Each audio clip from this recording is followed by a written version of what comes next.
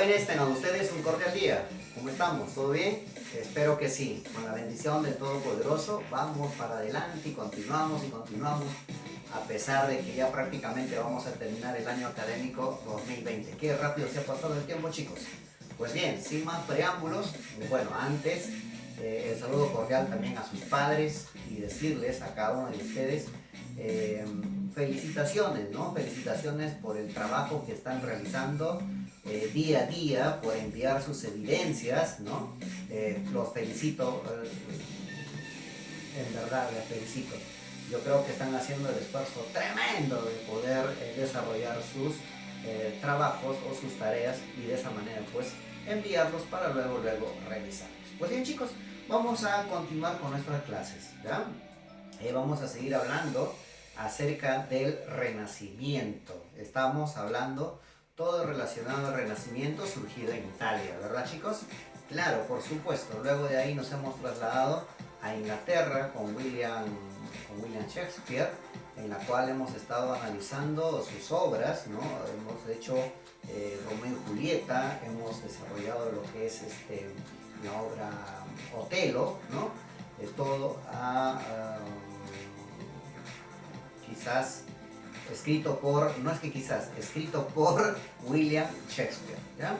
Y hoy vamos a trasladarnos de Inglaterra, nos vamos a trasladar obviamente a España para poder desarrollar un tema muy importante, chicos. He aquí la pizarra mágica. En la pizarra mágica señala y dice el siglo de oro. Y por supuesto vamos a hablar todo relacionado al siglo de oro y nos vamos a trasladar, vuelvo a repetir, a España. ¿Por qué? Porque este siglo de oro se desarrolló netamente en España. Y en su libro obviamente dice la Edad de Oro Español 1 en la parte lírica. Si nosotros damos una pequeña lectura ahí en su texto, en la página 98, a ver si me ayudan, ¿sí? Dice: el Renacimiento fue un movimiento ideológico, artístico y literario. Ideológico, ¿por qué? Porque obviamente aquí en esta época surgieron las ideas, surgieron los primeros inventos y todo ello ya desarrollado en la clase anterior, ¿verdad?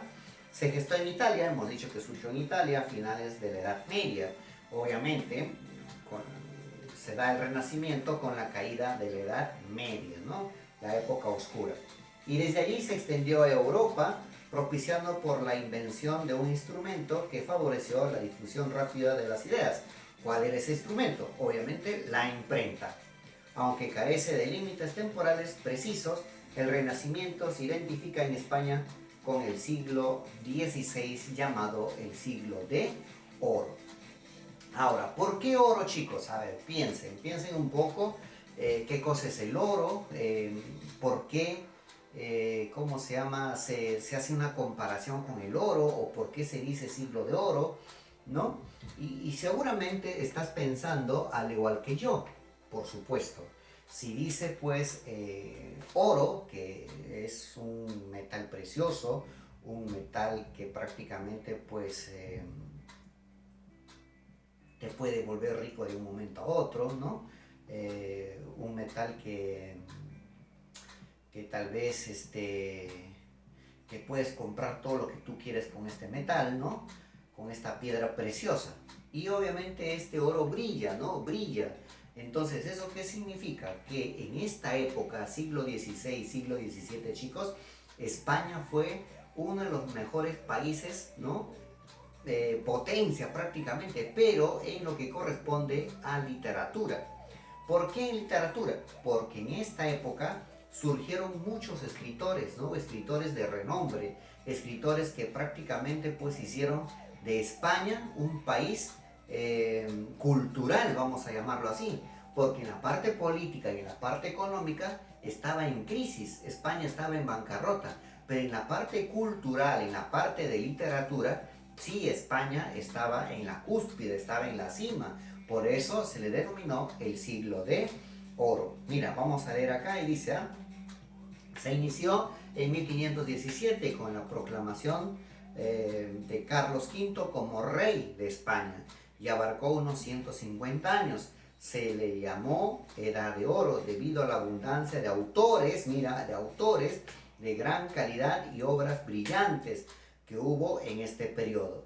Dentro de esta época se encuentran los movimientos culturales. ¿Qué culturales? Obviamente el Renacimiento y el Barroco, surgidos en el siglo XVI, en el siglo XVII, respectivamente. Ahora, ¿qué acontecimiento se desarrolló en esta época, ¿no? En la parte de historia. Dice ahí, contexto histórico. Se desarrolló tanto en el siglo XVI como en el siglo XVII el matrimonio de Isabel de Castilla y Fernando de Aragón, dice, ¿no? Expulsión de los moros, la publicación de la primera gramática castellana en el año 1492. O sea, en el año 1492 se dieron tres grandes acontecimientos. Se dio la expulsión de los moros, o sea, expulsión de todos los invasores en España, porque España antiguamente fue conquistada por muchos países, empezando por Roma, ¿no? Y luego de ahí muchos países conquistaron a España y por ende en el año 1492 se expulsa a todos los invasores y España queda como un país independiente. En ese mismo año, 1492, se publica la primera gramática castellana, ¿no? Por Helio Antonio de Nebrija. Escuche bien esto. Helio Antonio de Nebrija publica la primera gramática castellana. Luego de ahí dice la invasión de América. Eso significa el descubrimiento de América, ¿no? Que se da en el año 1492, ¿no? Reinado de Carlos V, máxima expansión del Imperio Español a toda América, ¿no? A toda América. Reinado de Felipe II y Felipe III. Esos fueron los acontecimientos históricos que prácticamente se desarrolló en este siglo de oro. ¿Qué movimientos literarios surgieron? Obviamente el Renacimiento y el Barroco. Vamos a ver qué dicen las tarjetitas acá en la pizarra mágica.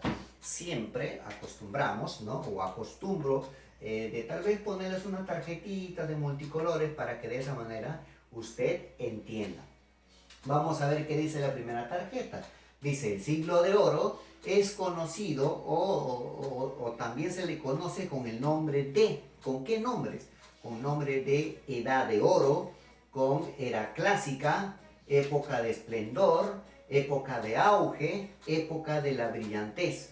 Con todos esos nombres se le conoce al siglo de oro, chicos, ¿ya? Entonces, este siglo va desde el siglo XVI al siglo XVII. Eso significa que en este siglo se va a alcanzar, dice, el mayor esplendor en la literatura, ¿no? Con grandes escritores de gran calidad o de renombre.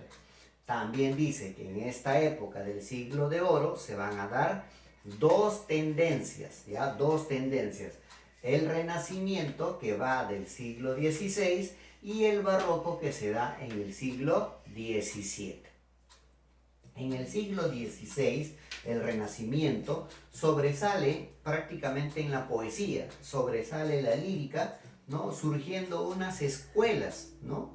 Escuelas obviamente de la poesía, ¿no? Tomando como modelo tal vez en primer lugar a los italianos, ¿no? A Boccaccio, a Petrarca y a Dante Alighieri. En este caso, mira, dice acá, se da la primera escuela en España, la escuela de la poesía, la escuela italiana, liderada por Juan Boscán y obviamente Garcilaso de la Vega. Siguiente escuela, la escuela salmantina, que va a ser liderado por Fray Luis de León. Siguiente escuela, la escuela sevillana, que va a ser liderada por Fernando de Herrera. Siguiente escuela, el conceptismo, liderado por Francisco de Quevedo. Y por último, el culteranismo, liderado por Luis de Góngora y Argote. 5 escuelas, chicos. La escuela italiana, la escuela salmantina, la escuela sevillana, la escuela conceptista, la escuela culterana. 5 escuelas. En cada una de esas escuelas, chicos, obviamente todos hacen prevalecer lo que es la poesía.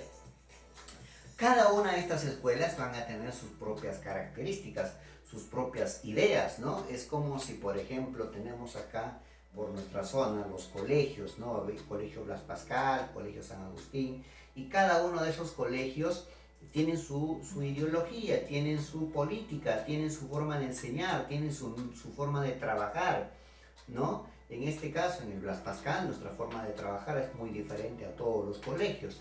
Hay disciplina, hay trabajo, prácticamente estamos ahí tras de ustedes, pendientes, si hacen o no hacen, ¿no?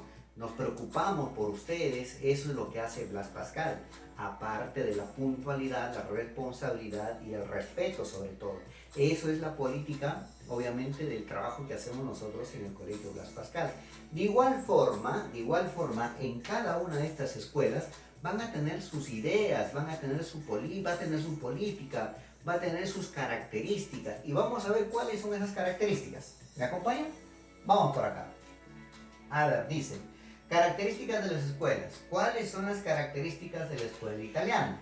Esta escuela italiana también es llamada como la escuela petrarquista. ¿Por qué? Porque dice que Garcilaso de la Vega, ¿no? El Petrarca español, así se le llama, el Petrarca español, va a tomar como modelo a Francesco Petrarca, ¿no? Este gran escritor italiano, ¿no? Por sus poemas dedicados a su amada Laura. Entonces, Garcilaso de la Vega toma como modelo a Francesco Petrarca y dice, carambas, yo voy a hacer mis poemas de acuerdo a lo que, o tal como hizo Francesco Petrarca, y voy a hacerlo mejor. Y por ende dice, ¿qué hace? Introduce en la poesía las formas italianas, ¿no? El verso en decasílabo, obviamente utilizando los tercetos, el soneto, ¿no? Y otros más similares a Francesco Petrarca. Por eso, vuelvo a repetir, a Garcilaso de la Vega se le llama el Petrarca español. Aparte de ello, ¿qué cosa dice? Mira, bueno, dice influencia de Petrarca, Horacio, Virgilio. No solamente al italiano, también a los romanos, a Horacio y a Virgilio, grandes poetas de la literatura latina. Elegancia y refinamiento formal, o sea, prácticamente su poema, o en su poema, pues había una belleza estética, una elegancia, ¿no? Para poder, tal vez, escribir, ¿no? Y así nosotros los lectores para poder deleitarnos de su presentación. Mientras eso sucedía en la escuela italiana, ¿no? Eso era su carta de presentación de ellos, en la escuela salmantina era diferente. Dice acá, estaba la influencia de Horacio, también del romano.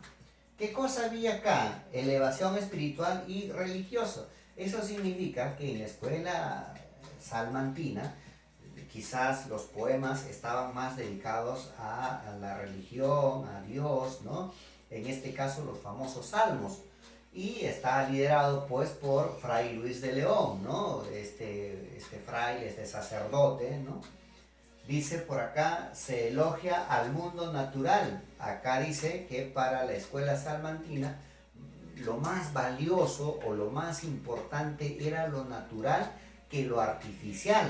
Acá no tenía que ver las cosas artificiales, sino acá las cosas naturales. Afán reflexivo y filosófico, obvio, si está o si es una poesía mística, una poesía religiosa, efectivamente, pues no tiene que estar de por medio la filosofía y la parte de la reflexión, ¿no? Si usted lee un salmo de la Biblia, obviamente te va a llamar a la reflexión, ¿no? Te va a decir, ay, qué bonito, ¿no? Dios me está hablando, es la palabra de Dios. Lo que está en la Biblia es la palabra de Dios.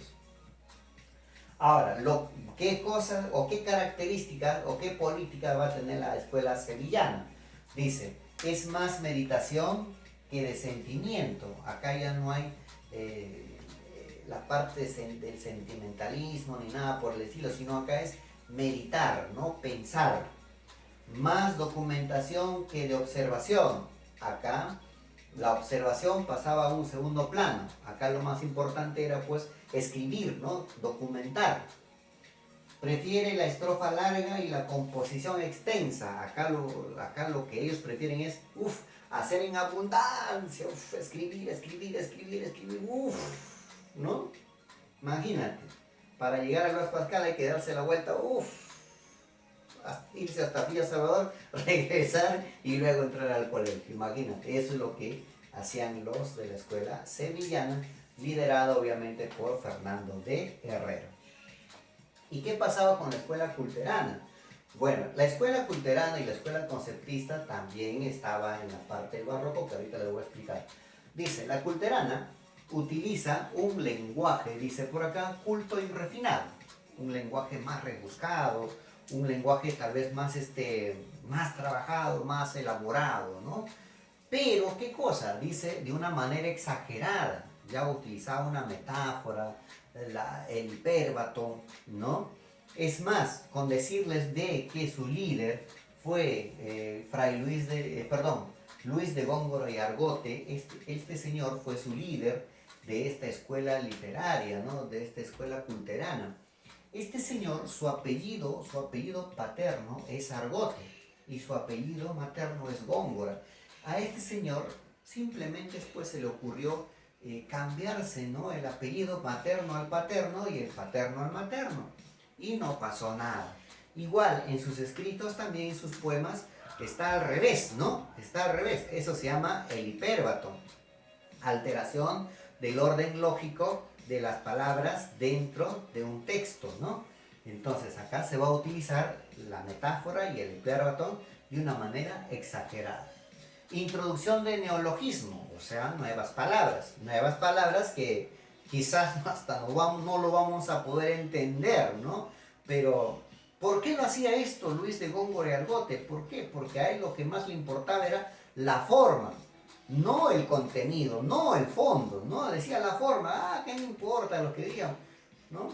Lo más importante es aquí la forma, lo más importante es cómo se ve, ¿no? Cómo se ve. Pero, ¿y el fondo? Ahí está el detalle. Elaboración de sintáctica compleja, o sea, alterado, ¿no? Las palabras, el desorden lógico de las palabras dentro de un texto. Eso es el culterano o el culteranismo. Mientras que el conceptista era lo contrario, ¿no? El conceptista dice, toma más importancia o da más importancia al fondo que la forma, ¿no? Acá no le va a importar la forma, no le va a importar los detalles. Acá lo que más le va a importar es la esencia, el fondo, el contenido, ¿no? El extracto. Pensamientos abstractos dice, ¿no? Dice, usa antítesis y frases con doble sentido, ¿no? Francisco de Quevedo, su líder. Decir lo máximo utilizando los mínimos elementos, decir todo un montón en algo pequeño. O sea, prácticamente el conceptista se caracterizaba por hacer las cosas resumidas, ¿no? Así como nos mandan a hacer un resumen, ¿no? A ver, haga un resumen, algo corto, algo pequeño, ¿no? Pero no tan corto ya, pues, ¿no? Tampoco no exageremos. Entonces, esas son las características de las escuelas, ¿no? De la poesía en la edad o en el siglo de oro, chicos, ¿ya? Hay 5 escuelas, repetimos, la escuela italiana, la escuela salmantina, la escuela sevillana, la escuela culterana y la escuela conceptista. Eso es prácticamente en el Renacimiento, en el siglo XVI en España. Y en el siglo XVII se da el barroco. Aquí en este siglo prácticamente también se va a dar la poesía, se va a dar la novela y se va a dar el teatro. Escuche bien, en el barroco se va a dar la poesía, en este caso va a estar la escuela conceptista y la escuela culterana en el barroco.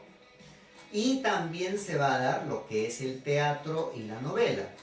En el teatro van a estar representados por Lope de Vega y Calderón de la Barca. Escuche bien esto. Félix Lope de Vega y Pedro Calderón de la Barca, 2 representantes del teatro en el siglo de oro. Esto ya prácticamente en la etapa o en el periodo del barroco. Y en la novela, obviamente acá se van a dar las novelas de caballería, las novelas pastoriles, las novelas picarescas. Y una de las mejores novelas, ¿no? Y uno de los máximos representantes va a ser nada más y nada menos que Miguel de Cervantes Saavedra con su obra El Quijote de la Mancha, el ingenioso hidalgo Don Quijote de la Mancha. Así se titula la obra original. el ingenioso hidalgo Don Quijote de la Mancha, que es uno de los mejores libros, ¿no? Dice que es el segundo libro, ¿no? Siendo el primero la Biblia, ¿no? Uno de los mejores libros. El primer libro a nivel mundial, la Biblia. El mejor segundo libro a nivel mundial, el ingenioso hidalgo Don Quijote de la Mancha. ¿Te das cuenta? Entonces, el periodo barroco se va a caracterizar por la exageración de las cosas. Dice que este periodo barroco va a llevar a que la literatura española decaiga. ¿Ah? De lo que estaba así en la cima, obviamente acá va a decaer. Y obviamente va a decaer con estas exageraciones, ¿no? De estos señores, y obviamente del teatro y más de la novela. Según Miguel de Cervantes Saavedra, obviamente su personaje se vuelve loco de tanto leer obras de caballería, ¿no? Y ahí está entrando ya en una exageración total.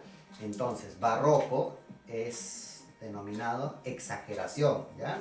Y con este barroco, con este periodo, se acaba el siglo de oro. Desaparece el siglo de oro, dando lugar a otro movimiento literario. Chicos, en su libro, también tienen ustedes detallado, ahí está, mira, en el Renacimiento está Juan Boscán, Garcilaso de la Vega, Fray Luis de León, Lope de Vega. Bueno, no es Lope de Vega. En el Barroco, Miguel de Cervantes Saavedra, Luis de Góngora, Francisco de Quevedo, Pedro Calderón de Barca y Lope de Vega debe estar acá, no en el Renacimiento. Tienes abajo un cuadro detallado de las escuelas, ahí están las 5 escuelas, ¿no? Mira, y ahí está el barroco siglo XVII, está la escuela culterana y la escuela conceptista, ¿no? Estas dos escuelas que prácticamente exageran las cosas y por ende pues esta literatura va a desaparecer. Tienes ahí Garcilaso de la Vega, una pequeña biografía.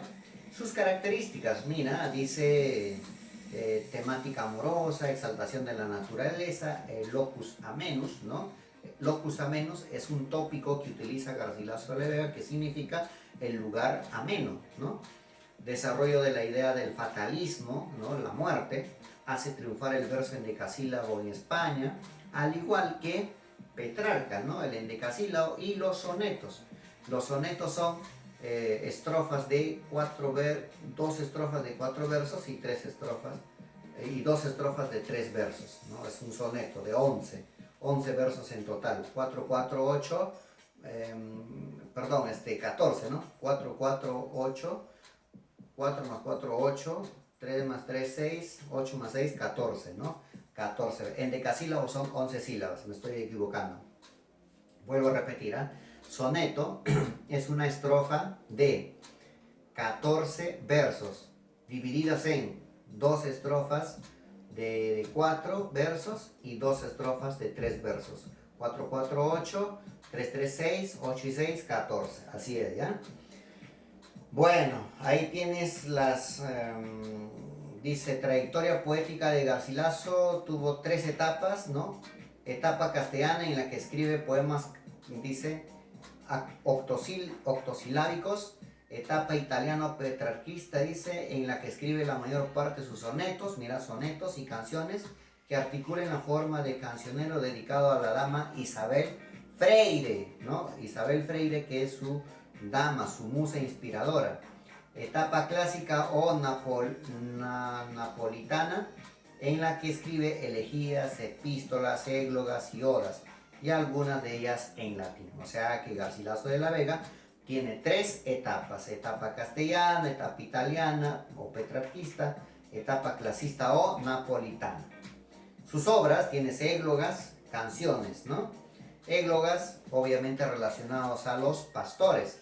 Y en la página 101 tienes ahí, ¿no?, un fragmento de unas églogas.